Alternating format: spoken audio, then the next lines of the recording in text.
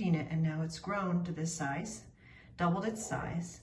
And I actually had reached this level before, but it was too late in the day to make the bread.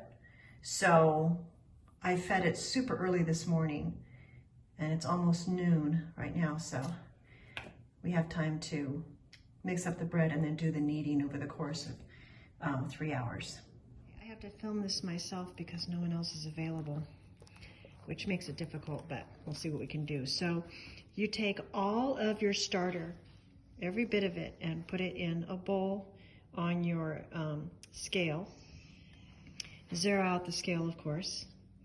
And you want at least 200 grams of leaven. And I ended up having extra. It was $2.75, so that's not a big deal. You can have extra. And then you add,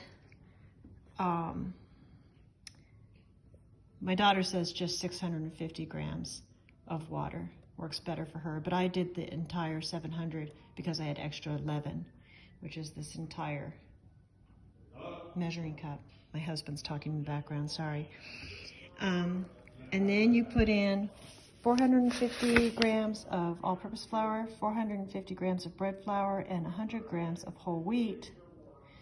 You're going to mix it and then let it rest for, I believe, 20 minutes. And I'm going to use, this is the fun part because it feels so groovy on your hands. And some people use a plastic scraper to get the dough off their hands. I use a spoon because it gets the dough off easier.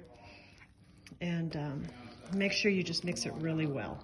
All right, so we will be back with the finished product in a second. All right, we've let our bread rest. You're supposed to let, the dough, you're supposed to let it rest 20 to 45 minutes, and I let it rest the whole 45 minutes. By the way, this is the recipe I use out of this book, Tartine Bread. I do tweak it a bit, and we are at the point now, see it's got all kinds of instructions and diagrams and stuff that's pretty cool. So now, I'm gonna go back to this recipe. We're going to add 20 grams of salt, 50 grams of water. So we're going to add 50 more grams of water. So going back to, God, it's heavy. Back to our scale. Zero it out. Now, so we want 20 grams of salt. Okay, there we go. And now, 50 grams of water.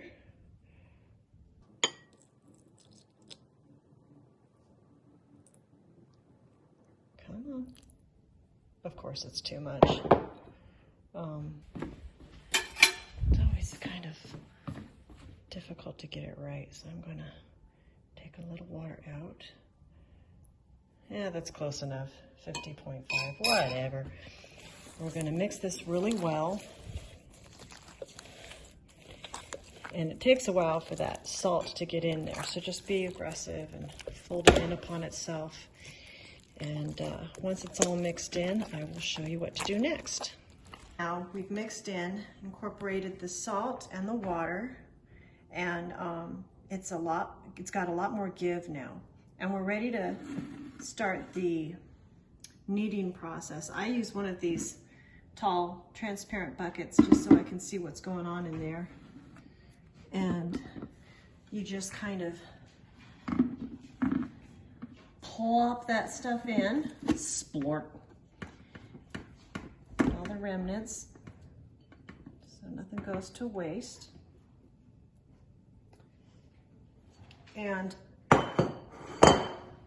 we're going to let it rest in there for half hour, and then we'll start our kneading process.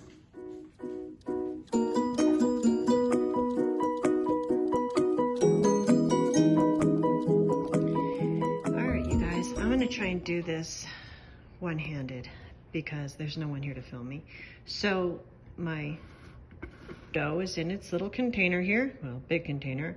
I got my hand wet, and I'm going to turn the dough in upon itself like that, and turn, and just keep moving the bin. Pick it up,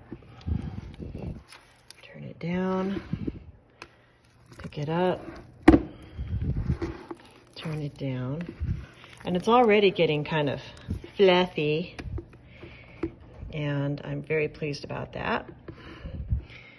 And I'm going to do it again in another half hour. I'm going to cover this up with a cloth just so it doesn't dry out like that. And we will be doing this for the next 3 hours. All right, we'll see how it goes.